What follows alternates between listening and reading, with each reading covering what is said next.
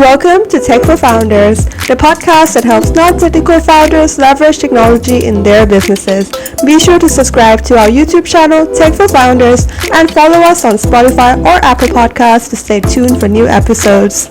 Welcome to Tech for Founders podcast. I'm your host, Panida. I'm delighted to introduce our special guest, Andres Klaric. Andres is the co-founder and co-CEO of Fuse, a VC-backed startup disrupting the lending industry with their innovative loan origination system. Can you please share the story behind Fuse and how you identified the need for a next-gen loan origination system? Absolutely. So I started my early in my career. I was a banker at an investment bank here in New York City. We were the area that we are our client base were banks, right? So we were a bank serving banks. And at that point, I had already kind of noticed the technological needs, and at that point, what people call fintech, almost 10, 12 years ago, was credit card companies. Uh, and I thought, wow, like definitely like there's a dissonance between what fintech is and what tech is outside of finance, right? And that kind of sparked my attention. Of course, I then went into the investing world, but I kept in touch with virtual investing in tech and business services companies. And one of the other things that I noticed along the way was just kind of like the up and coming set of solutions and what was kind of bringing banks down, right? So after I started my career in Wall Street, I decided, hey, I need to kind of take it go in a different direction. I decided to join forces with my co-founder. I met my co-founder at Harvard 8 years ago, and we decided to start a direct-to-consumer brand focusing on generating loans for cars. Uh, Within a couple of months, we realized that what we were very good at, aside from originating loans, was actually like the technology that we had built. And our lenders started asking us, hey, like instead of selling me loans, why don't you sell me technology? Because the tech stack that we have is antiquated, and we fund you the fastest of all our partners, and all the documents are pretty clean. So we're very interested in kind of partnering with you. So that's kind of how we found the market, and it's been an amazing journey. That's amazing. I think the fact that you learned from being in the industry itself makes you be able to build the kind of products that they're useful to your customers Mm. and kind of get that user feedback in very quickly as well. Absolutely, there's a level of empathy that we got lucky in a way that we run into this problem and into this particular piece of the machine that we would have not known otherwise had we not started our journey utilizing the product first. So it puts us in a unique position to kind of talk with our customers from a position of, hey, like we went through the same set of issues before, and we're glad to help you. Definitely, that's very useful. So what are the key challenges that financial institutions face when it comes to their lending processes, and how does Fuse address these challenges? I think like tech tends to be like a huge component of it, right? Like so, obviously there's a lot of regulation and compliance that need to go through. So there are like massive risk teams behind all of this, but the crux of it is, hey, if you want to widen the net and like make credit more accessible to people out there, you need to either hire a lot of people and train them, or augment their work, right? Like give them the tools to be much more efficient. And we think the latter is the best path for that, right? Like we are not going to have an army of engineers at every bank and every credit union and finance company in the US or in the rest of the world, easily accessible. So what our tools do is empower folks that are not technical to do work in a much more efficient fashion in such a way that they can serve more customers. Serving more customers ensure that that marginal borrower gets that loan, right? Like when you reduce costs, you ultimately can approve more people because your cost base is higher, so you can support that kind of person that today is being told no precisely because they're too difficult to serve. It the amount of times that you hear from a lender that, hey, like the small loans or like certain consumer categories intensive for my teams to actually process, and therefore I do not want to access that market, is countless, right? So it's very important to kind of give them the tools to access markets today they just cannot access because they do not have the technology to do so. Definitely. And I think the key word you said was that you wanted to build something that was non-technical because banks are not going to have a huge technical team. And I think that's very useful, especially because if everyone's able to use the technology, then it's going to help a lot more people than if it was something that is more complicated. Absolutely. I mean, at the end of the day, we need to make a decision of we are opting in into both alternatives, right? Like not using technology, or using it is something that business leaders we need to make that choice, right? Like if we're going to make a very manual process, then that's going to perhaps put you on a distinct path, and if you want to automate, then you're going to be in a distinct path too. It just really, I think, like not having it puts us at a disadvantage, not to combine the power of both. Definitely. So how does Fuse's self-serve customization and low-code builders empower financial institutions to streamline their lending operations? I know we literally just covered that, but Yeah, yeah, no, absolutely. And so like, it's the way it works is today a lot of the tools that like in the technology they were replacing or we're helping augment it it's heavily reliant on code that kind of the type of code that if you're not technical it seems unreadable, right? So um, if you're a little bit familiar with Excel, they're like massive if functions.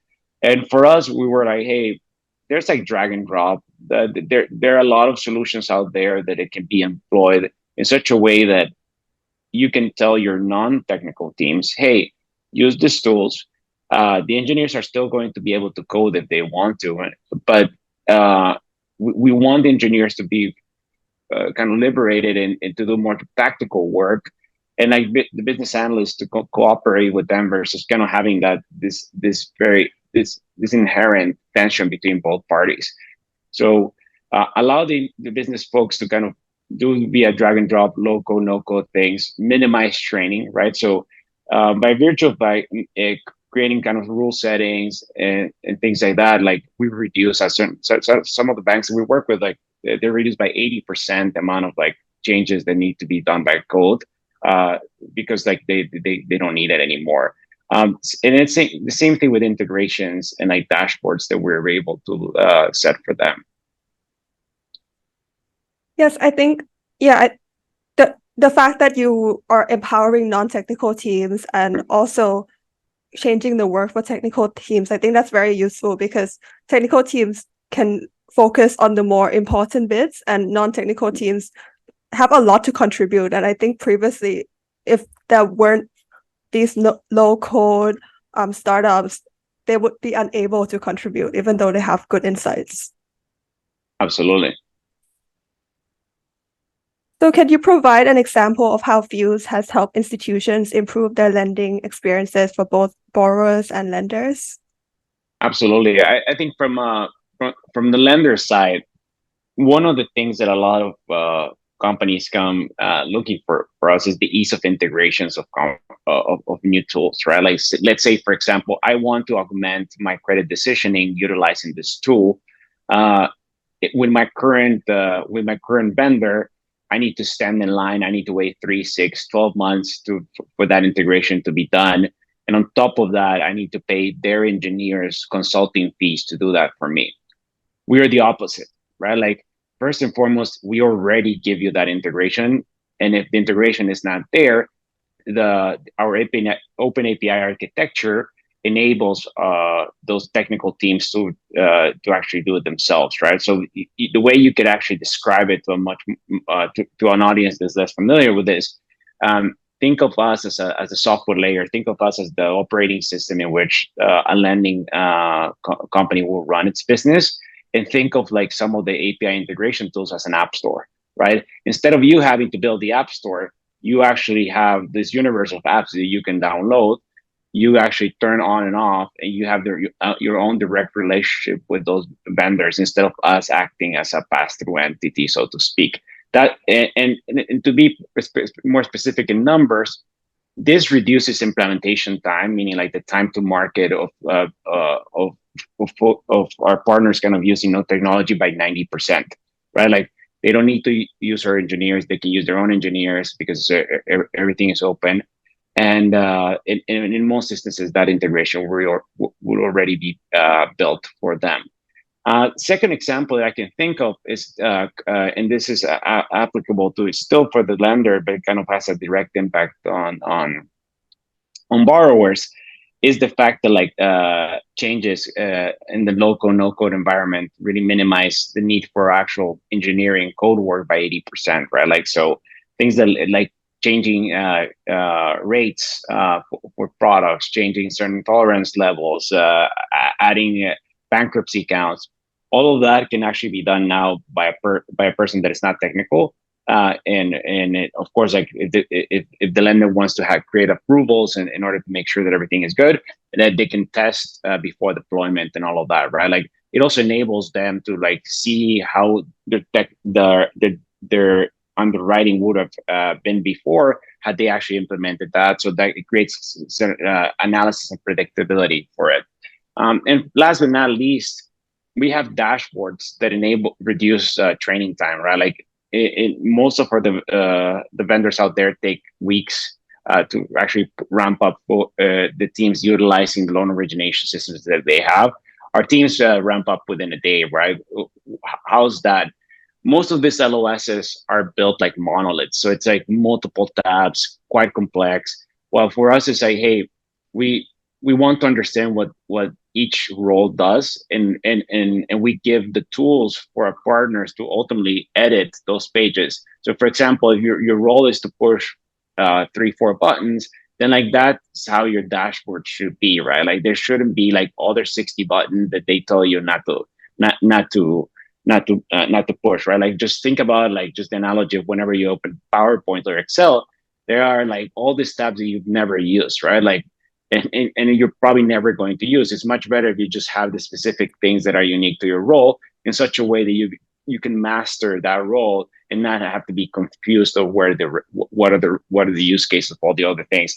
And all these three things that I mentioned, right? Like integrations, dashboards, and the low code, no code translate into you reduce costs, right? By virtue of reducing costs, the end borrower benefits because that financial institution is able to like approve more folks, serve them better, and ultimately delight them and have conversation, much more productive conversations instead of asking them to like fill out a bunch of paperwork as they do today.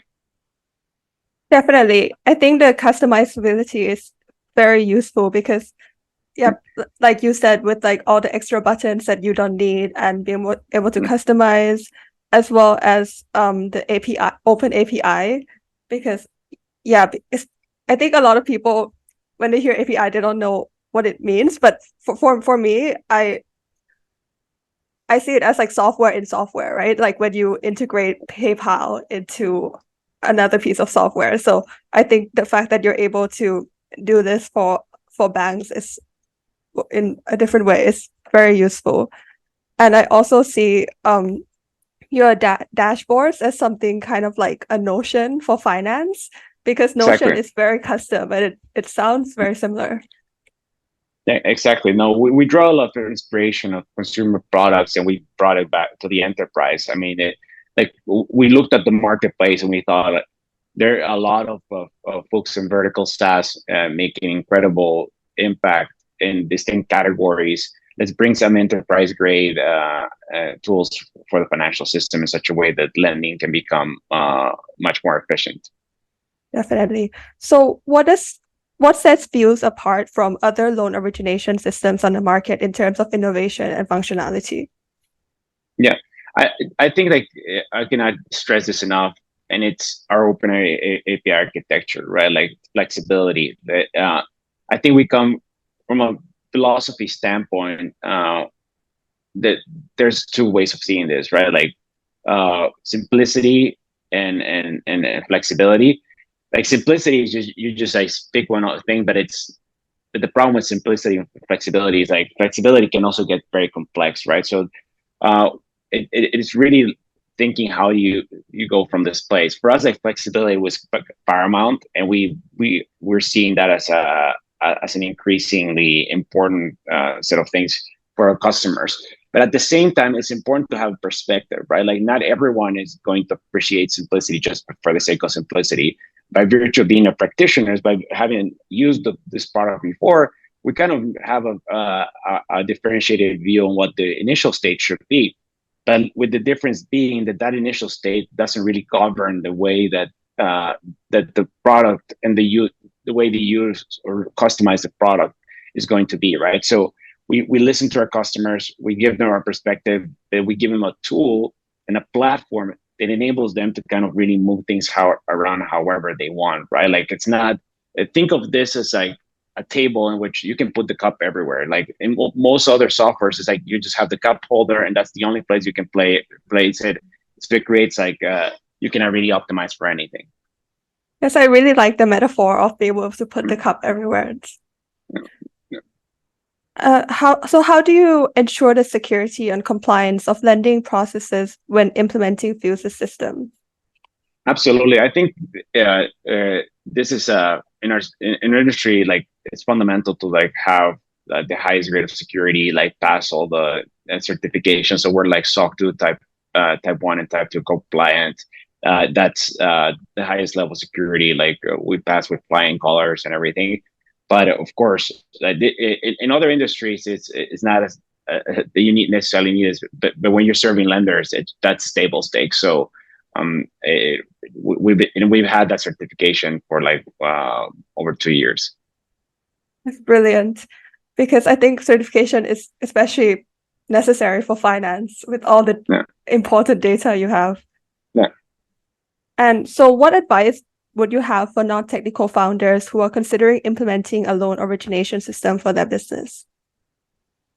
I mean, we give them that because we give them flexibility and customization and like that low code, no code. If anything, it really it's a phenomenal tool for them, right? Like in a way, it demystifies what all utilizing this type of systems should be, right? Like it makes it feel much more like branches. It looks and feel much more like an Excel formula versus an actual like zeros and ones and code and like things that just that are a little bit overwhelming. At the same time, I encourage them that code is not as the technical component is like, hey, like you're cater to your strengths, and we are actually our mental strengths, right? If you're not technical, you're going to feel safe, I would say, within the confines of our tools.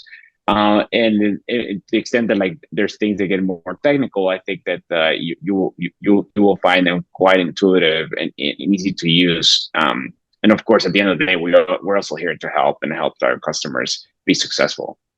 That's excellent. So in terms of customer service, and do you have a team who answers calls, etc.? Absolutely.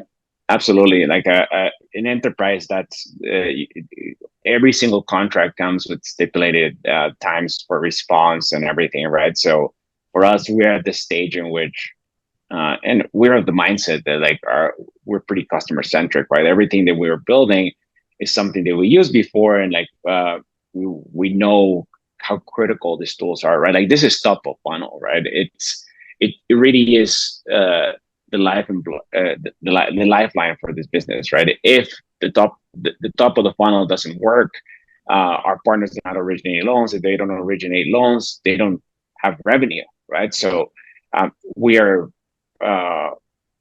cognizant of what this represents for them, and we make sure that like we keep them very happy. Excellent. So how has your background in Wall Street investing influenced your approach to developing Fuse and addressing the needs of lenders? I think like having been an investment banker before, and that kind of like sharpens your toolkit, right? Like you kind of know who your audience is, what their needs are, what the pressures that they're getting from the marketplace. That's kind of like from a level of service. as an investor, I didn't invest in similar companies to what Fuse is today from a SaaS standpoint. So I understand kind of like what makes these businesses differentiated, kind of what best in class looks like, and kind of use that as a north star for us to run the operations and putting our employees in a path for success in such a way that they feel involved, making sure our investors are happy, and I would say like understanding the Wall Street gives you discipline. It gives you like the markets are incredibly tough, right? Like they grade you on a day-to-day basis, on a quarterly basis, and bringing that discipline to the startup world and like the way that you approach kind of your own way of doing things, I think it elevates the game of everyone in the organization. And I would have not. I think like I'm glad that I had those 10 years plus before starting this, because I think it prepares you quite well for some of the challenges that being a founder bring. Definitely. And what differences do you see between Wall Street and the startup world in terms of Yeah, difficulty and pressure? yeah. I think that they're very different, right? I for Wall Street is like it's very fast paced. It's I would just like yeah, the speed, the hierarchies are very vertical, so it's not flat structures, right? I was in the tech world, um, you're you're really you although you have more freedom, the level of responsibility I would describe it as much higher. Like I mean, at least as a founder and having employees with families and everything, you really you feel the pressure on your shoulders of I need to deliver on this because people are entrusting us with uh, kind of like pivotal years in their careers for us to kind of deliver on our vision. Or and you also feel that same pressure from your investors, right? I think if you're on the investor side, also probably to some extent you feel that in private equity, but it's a much more it's an LP. They're diversified and everything, but here you have angels, friends and family that invest in you, and you feel that responsibility to really deliver. And at the same time, uh, you yourself as a founder, like you take pay cuts and all of this to do this. So like it is it, self belief and being comfortable with failure is something that it's some that really comes up more often as you're a founder, right? Like you need to make way more decisions that you make as an investor. Definitely. So more pressure because it's your own company. Yeah, And it's exactly. not diversified investments. Yeah, exactly. So can you share any success stories or case studies of financial institutions that have experienced significant improvements after adopting Fuse's loan origination system? Absolutely. We have some customers that like they told us, hey, like we're going to lose this particular source of capital unless we're able to build this connection to them. So that we help them kind of like set that integration immediately, right? Instead of having to get in line at another vendor and wait months, we understand the level of urgency that implies, right? So standing those connections up and making sure that hey, like this is imperative for our business to move forward.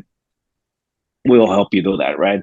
I think that I mentioned this before, but in terms of reducing um, the need for changes done by code, that is a huge one, and I think it's an overarching theme in the relationship that we have. Like it's give or take is that around 80% of changes, and I would say the customizable dashboards are huge. All of them are and they vary, right? Like if you're doing auto loans, distinct changes, connections to distinct indirect channels are more important than others. If you're doing just personal loans, and you're trying to automate the process of underwriting and documentation really fast, some things will be more optimized on those flows, and some customers really want to test out new technology, right? So they're like, hey, build this. I want to like make sure that this turn on this integration just to see if this fraud detection tool works for me for the next 3 months, and if they work, I will contract them not long term, without having to spend the engineering hours because they already have that pre-built with us. So that's kind of huge for experimentation, and it enables our partners to innovate, but also tech companies that are trying to sell to them to connect through us, because it is actually an open garden for them of innovation. So it's definitely game changing in terms of the speed of development, because if banks were supposed to develop themselves, it's going to take way longer than if they hire Fuse. Yeah, no, that's our customer focus, right? Like giving them agility. Like we don't see ourselves as a new cool tool that they need to add to their stack. We're actually replacing technology that they know and have for better technology. So it reduces their existing costs, and it allows them to not only reduce costs but ultimately increase revenue. Excellent. So looking ahead, what new developments or features can we expect from Fuse as you continue to transform the lending industry? Yeah, I do think today we're heavily focused on consumer and some smaller business lending. I think like down the road, there's plenty of other areas in which we think we can operate. We're going to be fairly busy with our current market focus, but I would say like down the line, there's plenty of new like lending verticals within larger consumer and enterprise. Certain categories of secured consumer too, and verticalize even more the value chain. Like there's origination systems, there's LMSs, and all of that. Excellent. So I have a final question. So what is the most important thing that you learned in Harvard Business School that helped you raise VC funding? I would say you come to recognize, going there, you recognize that there's an incredible set of talent who out there, and you need to kind of sharpen your skills in order to like go, and it just doesn't get it's going to get even more competitive out there. So for 2 years we realized, wow, like there are very impressive people in this group, and the connections there help. I think in certain pockets of venture capital world, having a Harvard MBA, sometimes like people just hide it. Actually, I don't know why, but some people thought some people think that it's actually not an advantage. I disagree. I think it does help getting in the calls and all of that. But the biggest thing that it might have helped with, aside from the connections are huge, is meeting my co-founder. I met him there. That was the single most important thing of my time at HBS. I met this great person that today is shares the dream with me of like building an amazing organization and helping lenders raise their A game. Excellent. So what was the moment that you felt when you met your co-founder that this is the guy I want to do business with? Oh, I actually didn't know. I frankly didn't even know I was going to start a business. I went to HBS kind of with a plan of just continuing in finance. I did not. I harbored to some extent long goals of like one day having my own business, but your own business could be anything, right? It could be either a lifestyle business, your own fund, or start a business like what Hughes does. And I stayed in touch with him as I was exploring starting a business. I got in touch with him because he had actually started businesses before, and he kind of was the startup guy in my section. At HBS, you have sections, groups of people that you spend like the first year together, and started bouncing ideas. And at some point, I came up to him and I said, "Hey, why don't we do this together?" Right. So there's this process like what people call founder dating. So you kind of convince each other that you're the right team to do so. And it was clear to me, hey, like he is definitely the person I want to build an organization with. I felt like incredibly compelled to like start something with him. And I do think that to some extent, what really helped us was the fact that we were not like best friends, right? Like it was there was there was a clear sense of, hey, like the company is what really brings us together. Like there we have an incredible professional respect for each other, and because we do have this incredible professional respect and like we really trust each other at this level, we're going to start organization. We didn't start from like, hey, we're friends and let's make a company because we're friends. It was more like, if I build a business, I trust this person to be the right partner to start an organization, to start Fuse. Definitely. So trust and professional respect is the most important thing. Oh, yeah, absolutely. You cannot second guess each other. Like there's just too many decisions that are being made. Of course, when in doubt, that you kind of got check with the other person, but you trust their decision making as if you were actually making the decision, if not more. So do you have anything else you want to share before we wrap up? It's exciting times for Fuse. So I think that it's important to recognize that there are a lot of things happening in the world, right? So to the extent that people want to reach out and ask any questions, and how I'm happy to help founders or young folks that are kind of thinking about what the next stage in their career. That's kind of what I wanted to share. I don't know if you have any questions. I'm happy to answer them. I am okay with my questions for now, but thank you so much for coming today. Thanks, Panida.